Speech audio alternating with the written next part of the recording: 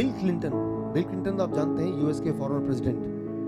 2004 में उनको 4 bypass surgery हुए, 2005 में लंग सर्जरी हुआ, 2010 में 2 एंजियोप्लास्टी हुआ। मतलब सर्जरी पे सर्जरी, सर्जरी पे सर्जरी, वो बीमार पे बीमार पड़ते गए। 2010 में उनकी हालत ऐसी हो गई, अगर आप उनकी 2010 की कोई फोटो देखेंगे तो बहुत मोटे और बहुत ही बुद्धिमान दिखेंगे, क्योंकि जब भी किसी सर्जरी होती है तो 1% और डैमेज हो जाते हैं तो वो बुद्धि नहीं लगता है, उसको सोचने समझने की शक्ति कम हो जाती है।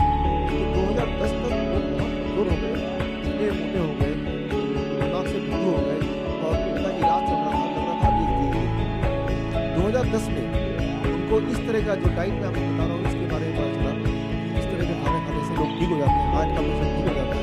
तो बिल क्लिंटन ने सोचा मैं भी इस डाइट को अपना के देखता हूँ। यूं ही जैसे वो इस डाइट पे आए उनको ताज्जुब हो गई कि कुछ ही दिनों में उनकी हार्ट की बीमारी गायब हो गई। मैंने टेस्टिमनी सुनी है, सुनिए, बिल क्लिंटन की गवाही मैंने सुनी है, पूरी नहीं सुनी पर मैंने ऐसा कुछ सुना है कि जब उन्होंने कुछ डाइट चेंज किया उसमें शायद वो मीट नहीं खाते, दूध नहीं पीते और सिर्फ फल और सब्जी और जो बाहर का खाना नहीं खाते, तो वो पतले भी हैं शायद। अब पतले हैं। 2010 में ऐसा शुरू किया उन्होंने, आज 2017 है, तब से लेके आज तक वो दोबारा बीमार नहीं हुए, तब से लेके आज तक। और उनको मीडिया ने पूछा कि आपके नए हेल्थ का राज क्या है। उन्होंने जो राज खोला वो आपको मैं दिखा रहा हूँ, आप इस वीडियो को ध्यान से देखिए। इसका ऑडियो बढ़ाओ। I did it because after I had this stent put in, I realized that even though it happens quite often that after you have bypasses, you lose the veins because they're thinner and weaker than arteries. The truth is that it clogged up, which means that the cholesterol was still causing buildup in my vein that was part of my bypass. And thank God I could take the stents. I don't want it to happen again. So I did all this research and I saw that 82% of the people since 1986 who have gone on a plant-based, no dairy, no meat of any kind, no chicken, turkey. I eat very little fish. Once in a while I'll have a little fish, not often. If you can do it, बता रहे कभी-कभी 82% of the people who've done that मछली खाता हूँ कभी-कभी, have begun to heal themselves. Their arterial blockage cleans up. The calcium deposit around their heart breaks up. This movement has been led by a doctor named Caldwell Esselstyn at the Cleveland Clinic, Dean Ornish, whom you know, in California. The doctors Campbell, father and son, who wrote the China study, and a handful of others. But we now have 25 years of evidence. And so I thought, well, since I need to lose a little weight for Chelsea's wedding, I'll become part of this experiment. I'll see if I can be one of those that can have a self-clearing mechanism. We'll see. I hope you're... आपने अभी सुना bill Clinton जो बोला कि जैसे मैंने अपना diet change किया, यानी कि दूध छोड़ दिया, मीट खाना छोड़ दिया, रॉ फूड्स वेजिटेबल पे आ गया, एकदम से मेरे हार्ट प्रॉब्लम ठीक हो गई, मैं पतला हो गया। तो ये एक्सप्लेन करते हुए इन्होंने कुछ डॉक्टर्स के नाम लिया। उनमें से एक डॉक्टर है टी कोलिन कैम्पबेल, एक और डॉक्टर है कॉल्विन एसेस्टी, इनके नाम उन्होंने लिए। मुझे मौका मिला उन सारे डॉक्टर से मिलने का, उनसे ट्रेनिंग लेने का। तो मैंने उनसे ट्रेनिंग लिया, कॉल्विन एसेस्टी से, टी कोलिन कैम्पबेल से। मैंने उनसे ये पूछा, एक बात पूछी, मान लो कोई हार्ट का मरीज है और ये उनके डॉक्टर, हाँ बिल क्लिंटन, इनका नाम ये बिल क्लिंटन ने बोला कि इनकी वजह से मैं थी। तो इन डॉक्टर से मैंने ट्रेनिंग लिया कि अगर कोई हार्ट का मरीज है जिसको हार्ट अटैक आया है तो और ये डाइट पे स्टार्ट करते हैं तो कितने दिन लगेंगे कि जिसके बाद उसका हार्ट इतना मजबूत हो जाएगा कि उसे दोबारा हार्ट अटैक ना आए, ब्रेन स्ट्रोक ना आए। उनका जवाब था, पहले दिन के पहले मील, पहली डाइट से ही वो प्रोटेक्शन मिल जाएगा और वो वाला इंसान हार्ट अटैक प्रूफ पहले दिन में ही बन जाएगा, पहले दिन में ही। ये कॉल्विन एसेस्टीन का जवाब था कि जैसे ही इस डाइट पे कोई पेशेंट आता है तो उसको हार्ट अटैक जीवन में नहीं आ सकता। लेकिन यह एक इंपॉर्टेंट बात है। तो कई बार पेशेंट मुझसे पूछते हैं, डॉक्टर साहब ये कितने दिन तक करना पड़ेगा? इसका जवाब मैं ऐसे देना चाहूँगा कि मान लो कोई गंदा है, पूरा कीचड़ में लगा है तो पूरे साफ नहा लिया, अच्छी तरह से साफ हो गया। अब वो बोलेगा साफ रहना तो क्या करना पड़ेगा? एक दिन अगर आप नहा लेंगे तो जीवन भर साफ रह सकते हैं? नहीं रह सकते। अगर तो जीवन भर साफ रहना तो एक ही तरीका है कि जीवन भर हर दिन नहाना पड़ेगा, जो कि आप करते हैं। ठीक इसी तरह से यहाँ भी सिर्फ एक दिन खाना खा लिया या 1 महीना 2 महीना, ठीक रहने के लिए, ठीक होने के लिए तो 1 महीना काफी है, लेकिन ठीक होने पर ठीक रहना भी तो है। तो ये आपके लाइफस्टाइल का पार्ट बन जाना चाहिए। कई बार बोलते हैं डॉक्टर साहब, मैं जब अब पार्टी में जाऊंगा, पिकनिक में जाऊंगा, मैरिज शादी में जाऊंगा, तब मैं बोलूंगा लोगों को ये डाइट प्लेट 1 लूंगा, फिर प्लेट 2 लूंगा, लोग मुझे मजाक और ये सोचेंगे ये क्या आदमी है। हफ्ते में 1 दिन चीटिंग डाइट, 1 दिन फ्लेक्सिबिलिटी है। पूरे हफ्ते अगर ठीक से आपने ये खाया, 1 दिन आप चाहे तो उल्टा सीधा भी खाएंगे, कोई दिक्कत नहीं, 1 दिन अलाउ होगा, राइट। हफ्ते में 1 दिन, क्योंकि आप पार्टी जाते हैं, पिकनिक जाते हैं, शादी में जाते हैं, रोज थोड़ा ना जाते हैं, हफ्ते 10 दिन में कभी 1 दिन जाते हैं। तो जब तब चले गए तो तब कुछ भी खा लिया जो आपको मिल गया, अगर आपको खाने का मन कर ही रहा है वो सब। लेकिन बाकी जब घर पे है तो आपको कोशिश करनी है कि इस तरह की डाइट पे ही रहना है। तो अब ये सवाल एक आता है साइंटिफिकली, जब इस डाइट पे कोई रहेगा तो वो बॉडी ठीक कैसे करती है? इसका जवाब मैं आपको अपने स्लाइड में दे रहा हूँ। नोबेल प्राइज विनिंग साइंस, ये डाइट क्या करता है? ये डाइट एक ही काम करता है। जब ये डाइट आप लेंगे तो ये आपके बॉडी में एक केमिकल की मात्रा बहुत बढ़ा देता है, कहते हैं नाइट्रिक ऑक्साइड। और नाइट्रिक ऑक्साइड जब बॉडी में बढ़ जाता है तो क्या होता है? अब देखिए यहाँ पे ये आपका जो लाल कलर है वो आपका ब्लड प्रेशर है। ब्लड प्रेशर मतलब नाड़ियाँ है जहाँ से ब्लड फ्लो होता है। और कई बार कुछ लोगों के इसमें वो अटक जाता है, ब्लड प्रेशर में कहीं पे गांठ लग जाती है या क्लॉटिंग हो जाता है या वहाँ पे कोई ना कोई रुकावट आ जाती है। उस केस पे ब्लड आके फ्लो नहीं कर पाता। अब आप देख रहे हैं एक नीले रंग की पाइप देख रहे हैं। ये नीले रंग की पाइप को मेडिकल भाषा में बोलते हैं कोलैटरल आर्टरीज। इसको समझाने के लिए मैं उदाहरण लेता हूँ। जब आप कोई नई गाड़ी खरीदते हैं, नई कार खरीदते हैं, तो 4 पहिए के अलावा एक और पहिया होता है जिसे बोलते हैं स्टेपनी, 5वां पहिया।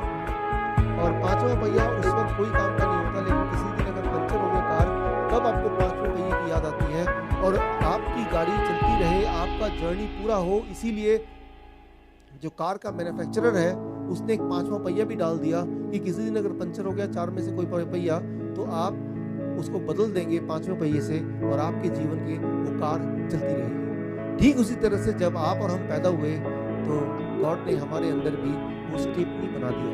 वो स्टेपनी भगवान ने जो बनाया वो दिखने में क्या है, ये नीले रंग का जो पाइप देख रहे हैं वो स्टेपनी के बराबर है। अगर आप अंदर झाँकेंगे लेंस लेके, माइक्रोस्कोप लेके, आपके बॉडी में हजारों लाखों बहुत ही छोटे छोटे इस तरह के ब्लड वेसल्स हैं जो कि काम नहीं करते, वो स्टेपनी की तरफ पड़े रहते हैं।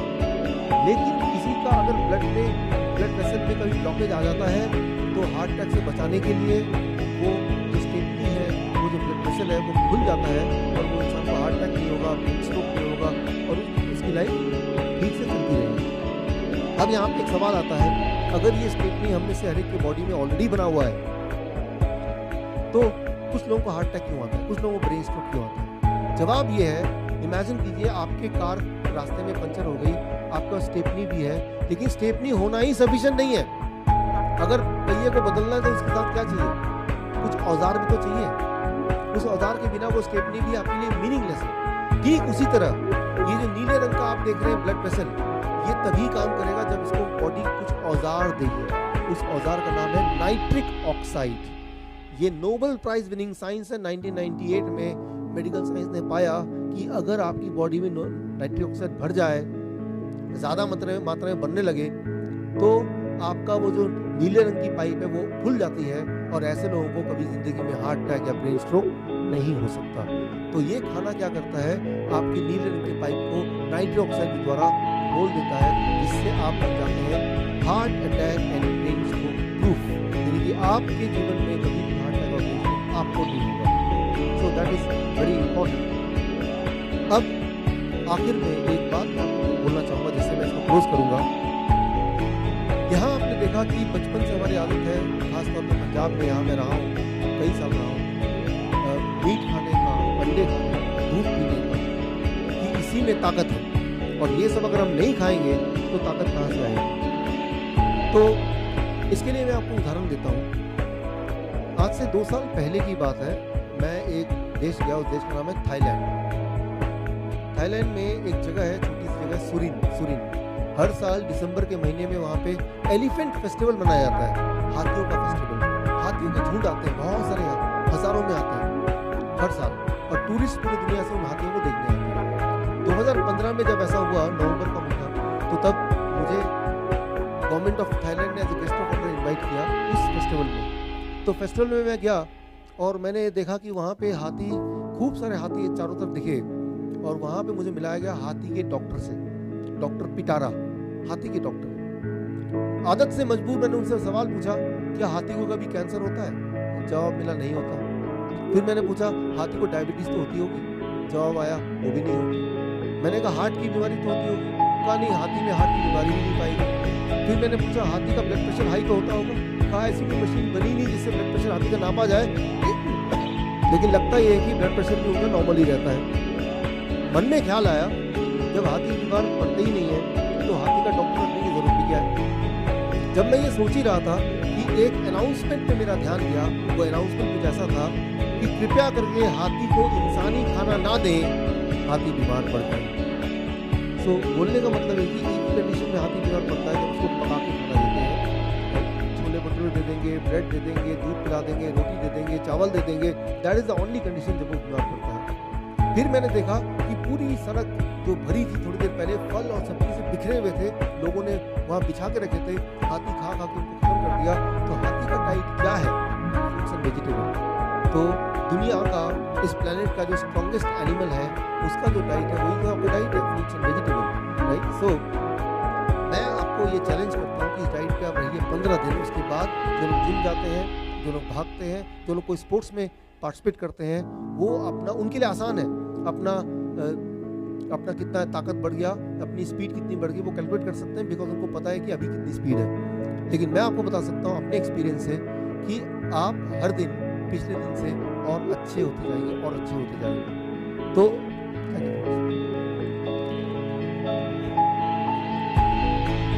अगर आप बीमार हैं तो बीमारी ठीक हो जाएगी, और अगर आप बीमार नहीं है तो कभी बीमार नहीं पड़ेंगे। With this on small thing थोड़ा सा चेंज करेंगे, तो आप देखेंगे you can become your own doctor. अब क्या है कि छोटी सी बात कि मान लो मैं बीमार हो गया, जैसे आजकल चल रहा है दिल्ली में, डेंगू हो गया, चिकनगुनिया हो गया, ऐसे में सबसे पहले डॉक्टर भागते हैं और दवा लेते हैं, तो उससे किसी तरह से बुखार कंट्रोल करते हैं। लेकिन साइड इफेक्ट क्या है? अगले 1 साल तक, 1.5 साल तक अपने जोड़ों में बहुत ज़्यादा दर्द होता है, और वो सालों सालों तक रहता है। एक और बीमारी आ गई, एक बीमारी खत्म करने गए, एक और बीमारी घर लेके आए।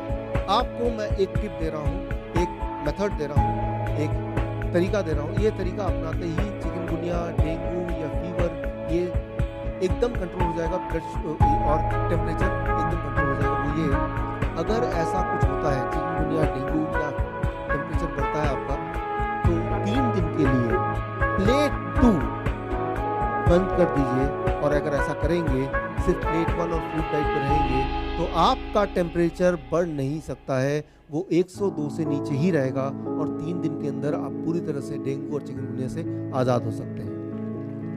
Thank you friends, thank you. और अगर आप उससे भी जल्दी आज़ाद होना चाहते हैं तो एक चीज़ और ऐड कर लीजिए, जोड़ लीजिए कि उस 3 दिन में आपको दिन में कम से कम 5 बार पूरे दिन भर में नारियल पानी भी जोड़ देना है। 15 नारियल पानी। तो वो जो नारियल पानी है वो दुनिया का सबसे ज़्यादा नेचर का बनाया हुआ मिनरल वाटर, और वो जो पिएगा उसका टेम्परेचर नहीं बढ़ सकता, बढ़ा हुआ टेम्परेचर हो जाता है, और इंसान के अंदर जो वायरस है एकदम वो उसको मार के बाहर बनाता है। तो एक बार आप ट्राई कीजिए, कोई अगर आपके आसपास मिलता है तो उसको जरूर ये पहुँचाइए। With this I come to the end of this my talk.